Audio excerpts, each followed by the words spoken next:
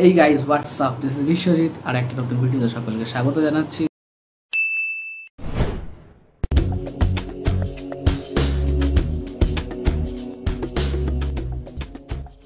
দুর্গাপুজোর related video চলছে, সামনে দুর্গাপুজো, আমার কিছু করার নেই। দুর্গাপুজোর এখন কিছু আমি ভাবতে পারছি না। আরও একটা দুর্গাপুজোর ভিডিও চলে এসেছে নিয়ে, যেখানে মা দুর্গা জড়িত রয়েছেন, আমরা জড়িত রয়েছে, মানে বাঙালিরা জড়িত রয়েছে এবং জড়িত রয়েছে একটা বিশাল ইকোনমিক্যাল ব্যাপার।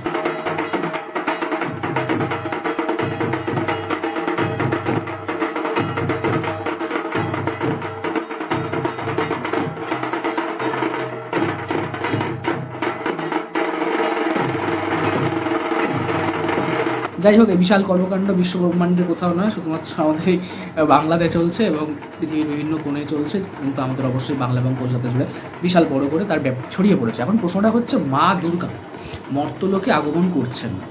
এখন আমরা যদি বিভিন্ন প্যান্ডেলে যাই, সেটা বারোয়ারি পুজো হোক বা থিম পুজো হোক বা ধরো কোনো বনেদি বাড়ি জমিদার বাড়ির পুজো হোক, আমরা গিয়ে দেখতে পাই মা দুর্গার মুখের আদল প্রায় একই রকমই, পান পাতার মতো মুখ হতে পারে বা গোল মুখ হতে পারে, বা এখন থিম পুজোর ফলে বিভিন্ন শেপটা চেঞ্জ হয়েছে, তারা বিভিন্ন শিল্পের বিষয়কে তুলে ধরতে চাইছে, বা অথবা ধরো তাদের ভাবনার মধ্যে দিয়ে একটা কোনো মেসেজ যাচ্ছে, সূচি, তৃপ্তি, বিভিন্ন ধরনের। যাই হোক, এখন কথাটা হচ্ছে মা দুর্গার গায়ের যে রং, সেই রংটা কিন্তু আমরা দেখতে পাই বিভিন্ন থিম পুজোতে বিভিন্ন রকম হয়। আবার যারা ধরো বনেদি বাড়ি বা জমিদার বাড়ি, যারা বহু বছর 200, 300, 100 বছর ধরে দুর্গাপুজো করে আসছে, তাদের কিন্তু একটা ফিক্সড রয়েছে। এখন সমস্যাটা হচ্ছে যে এই যে বিভিন্ন রঙের মায়ের দুর্গাকে আমরা বর্তমান যুগে দেখতে পাচ্ছি, এবং থিমের ওপর বেস করে বা ডিমান্ডের ওপর বেস করে যারা শিল্পীরা রয়েছেন তারা তৈরি করছেন, সেটা কুমোরটুলি হোক বা অন্য কোথাও হোক। এখন মুদ্রার কথা হচ্ছে, মা দুর্গার গায়ের যে রং, সেটা আদতে কোন রং? মানে শাস্ত্র মতে বা বেদ বা পুরাণ যদি আমরা দেখি, তাহলে কোন রংটা মা দুর্গার গায়ের সাথে সেই প্রাচীনকাল থেকে জড়িত? আসল রং কোনটা? এখন তো বিভিন্ন রঙের মা দুর্গাকে আমরা দেখতে পাই, সেটা বিভিন্ন জায়গায় রয়েছে, তো আপনারা কম বেশি সবাই খেয়াল করেছেন, কিন্তু আসল রং কোনটা? আসল মা দুর্গার গায়ের রং যেটা, সেটা কিন্তু আমরা অনেকেই জানি না। এই যে বিষয়টা, এই বিষয়টা কিন্তু আমার মনে হয় সকলের জানা উচিত। তারা জানো তো তারা ভেরি ভেরি ভেরি গুড, তাদের কাছে আমি স্যালুট জানাচ্ছি তাদেরকে।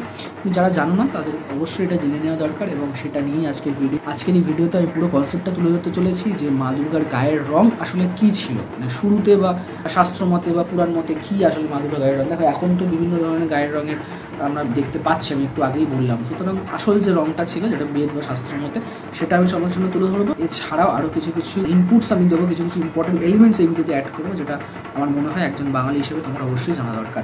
সুতরাং শুরু করছি আজকে ভিডিওটা, শেষ অবধি অবশ্যই দেখবে। দেখুন, মা দুর্গার গায়ের রং কী? পৌরাণিক কাহিনী অনুসারে দেবীর গাত্রবর্ণ হবে তপ্ত কাঞ্চন বর্ণের মতো বা অতসী ফুলের ন্যায়। কেমন সে রংটা? আচ্ছা, পটুয়ার হাতে গড়া মৃন্ময়ী কি সেই রূপেই চিন্ময়ী হয়ে উঠবেন? দেখুন, দেবী দুর্গা হলেন মাতৃশক্তি, সোনাবরণ লাবণ্যবতী রূপ তার। শরতে 4টে দিনের জন্য ভুবনমোহিনী রূপ নিয়ে তিনি আসেন। কেমন তার গাত্রবর্ণ, অর্থাৎ গায়ের রংটা কেমন? কি বলছে আমাদের বেদ, পুরাণ, শাস্ত্র? দেখুন, পৌরাণিক কাহিনী বলছে দুর্গা হবেন অতসী পুষ্পবর্ণা। পল্লী বাংলায় যে অতসী ফুল দেখা যায়, তার রং সোনার মতো উজ্জ্বল, তেমনই হবে দেবীর গড়ন। ঠিক সেভাবেই আবহমান কাল থেকে দুর্গা গড়েন বাংলার মৃৎশিল্পীরা, পটুয়ারা, চিত্রশিল্পীরা। দেখুন, আমি কথা বলছি, ওদিকে কিন্তু মেঘ গর্জন করছে। মা তাহলে কি আমার ডাকে সাড়া দিচ্ছেন? আমি মাকে স্মরণ করছি, আর মা কিন্তু এই আকাশ থেকে কিন্তু গর্জন করে আমাকে সাড়া দিচ্ছেন। যাই হোক, জোকস অ্যাপার্ট, ফিরে আসছি ভিডিওতে। দেখুন, মৎস্য পুরাণ মতে দেবী তপ্ত কাঞ্চনবর্ণা, এটা কিন্তু খুব ইম্পর্টেন্ট। অর্থাৎ উত্তপ্ত সোনার মতো তার গায়ের রং। উত্তপ্ত সোনা বলতে সোনা গলালে তপ্ত তরল সোনার যে রংটা হয়, সেটাকে আমরা বলছি উত্তপ্ত সোনার মতো গায়ের রং, যেটা তপ্ত কাঞ্চনবর্ণা। দুর্গার ধ্যান মন্ত্রে তার তপ্ত কাঞ্চনবর্ণা রূপের কল্পনা করা হয়। বৃহদ্ধর্ম পুরাণ অনুযায়ী রামের জন্য দুর্গাপুজোর বন্দোবস্ত করে দিয়েছিলেন স্বয়ং ব্রহ্মা। দক্ষিণায়ন দেবতাদের নিদ্রাকাল, তাই বোধন মানে অকাল বোধন করতে হবে।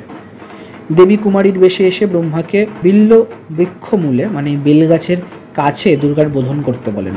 দেবতারা মর্তে এসে দেখেন এক দুর্গম স্থানে বেলগাছের সবুজ পাতার মধ্যে ঘুমিয়ে রয়েছে একটি তপ্ত কাঞ্চনবর্ণা বালিকা। ব্রহ্মার বুঝতে দেরি হয়নি যে এই বালিকাই মা দুর্গা। বোধনস্তবে সেই বালিকাকে জাগিয়ে তোলেন ব্রহ্মা। বালিকারূপী দেবী দুর্গাও তপ্ত কাঞ্চনবর্ণা। যুগ যুগ ধরে দেবীর গাত্রবর্ণের বর্ণনায় গৌরবর্ণা, স্বর্ণবর্ণা, পীতবর্ণা ইত্যাদি বিশেষণ ব্যবহৃত হয়। এমনকি এটাও বলা হয়ে থাকে যে শিবজায়া উমার দেহের রং হবে শিউলি ফুলের বোটার মতো। কিন্তু শুধুই কি সোনার মতো উজ্জ্বল রূপে দুর্গা পূজিত হন বাংলায়? আজ্ঞে না, বঙ্গদেশ বৈচিত্র্যের আধার, প্রতি বাঁকে বাঁকে ব্যতিক্রম। লাল, নীল, এমনকি কৃষ্ণবর্ণের দুর্গারও আরাধনা হয় আমাদের এই বাংলায়। যেমন ধরুন, নদিয়ায় নবদ্বীপের যোগনাথতলার ভট্টাচার্য বাড়িতে রক্তবর্ণা দুর্গার পুজো হয়। হুগলির উত্তরপাড়ার ভট্টাচার্য বাড়ি এবং বাঁশবেড়িয়ার কাঠঘোড়া লেনের রায় পরিবারে লাল দুর্গার পুজো হয়। কৃষ্ণনগর নাজিরাপাড়ার চট্টোপাধ্যায় বাড়ির দুর্গা আবার নীল রঙের। বেলেঘাটার রামকৃষ্ণ নস্কর লেনের ভট্টাচার্য বাড়ির দুর্গার রং কালো। নদিয়া জেলার হাঁসখালির বাহিরগাছি গ্রামে ঘোর অমাবস্যার রাতের মতো কালো রঙের দুর্গা পূজিত হন। ক্যানিংয়ের ভট্টাচার্য পরিবারের দুর্গা প্রতিমার মুখের রং কালো, অথচ দেহের বাকি রং কিন্তু বাদামি। কোথাও অগ্নিকাণ্ড, কোথাও প্রতিমা শিল্পীর ভুল গাত্রবর্ণের নিরিখে ব্যতিক্রমী দুর্গার সৃষ্টি হয়েছে। আদপে দেবী সোনার মতো উজ্জ্বল বর্ণের অধিকারিণী, কিন্তু মাকে আমরা যেভাবেই ডাকি না কেন, যে বর্ণেই রূপ দিই না কেন, মা কিন্তু আমাদের ডাকে ঠিক সাড়া দেন। তাই তো প্রতি বছর আমরা অপেক্ষা করে থাকি এবং প্রতি বছর এত কষ্ট, এত দুঃখ আমরা ভুলতে পারি কেবল এই 4টে দিনের জন্য। আর যাই হোক না কেন, করোনা আসুক, মরণ আসুক, ধরনা আসুক, মা দুর্গা কিন্তু এসেছিল, আসছে এবং আগামী দিনেও আসবে মর্তলোকে আমাদের মধ্যে।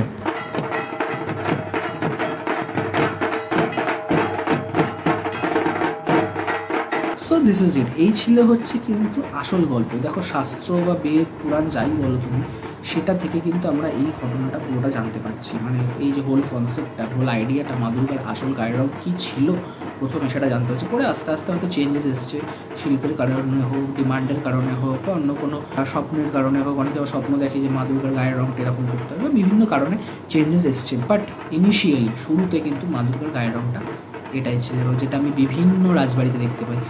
যার মধ্যে শ্রেষ্ঠ এক্সাম্পল আমি দিচ্ছি তোমাকে হচ্ছে আমাদের রানী রাসমণি বাড়ির দুর্গাপুজো। এছাড়া তুমি চলে যাও হচ্ছে কৃষ্ণনগর রাজবাড়ি, সেখানেও তুমি দেখতে। এছাড়া বেশ কিছু কলকাতা বা আশেপাশে বেশ কিছু পুরনো বনেদি বাড়ি, জমিদার বাড়ি আছে, যেখানে কিন্তু একই ধরনের গায়ের রং মা দুর্গার শরীরে থাকে, এবং তারা বংশ পরম্পরা যে পটুয়ারা আবার রয়েছেন বা শিল্পীরা রয়েছেন তারা তৈরি করে আসছেন। সো ভিডিওটা এখানেই শেষ করছি। আজকের ভিডিও তোমাদের কেমন লাগলো অবশ্যই কমেন্ট বক্সে লিখে জানিও। যারা প্রথমবার তারা ডেফিনেটলি চ্যানেলটা কিন্তু সাবস্ক্রাইব করে দেবে, আর একটা লাইক করে দিও। লাইকটা খুব প্রয়োজন, লাইক করলে আমার খুব ভালো লাগে, আমি খুব ইন্সপায়ার্ড হই ভিডিও করার জন্য। আর শেয়ার করতেও বারবার বলি, বিকজ আমার মনে হয় এই ধরনের ভিডিও আমরা অনেকেই জানি না, এবং এই ধরনের ভিডিও আমার মনে হয় একটু শেয়ারেবল হওয়া উচিত। বিকজ এতে না আমাদের না মানে কী বলবো, আমরা সমৃদ্ধ হই। আমি বলছি না আমি জ্ঞান মারছি, বাট নলেজটা থাকা ভালো। অ্যাজ আ বাঙালির যে শ্রেষ্ঠ কালচার, সবচেয়ে বড় উৎসব দুর্গোৎসব, সেই রিলেটেড কিছু ইনফরমেশন আমার মনে হয় প্রত্যেকটা বাঙালির থাকা উচিত। সেই জন্য ভিডিওটা করা। তো আমি রিকোয়েস্ট করবো অবশ্যই শেয়ার করে দিও। আর যারা প্রথমবার চ্যানেলটা সাবস্ক্রাইব করে পাশে বেল আইকনটা প্রেস করে রাখো। পরের ভিডিওতে ফিরে আসছে। Till then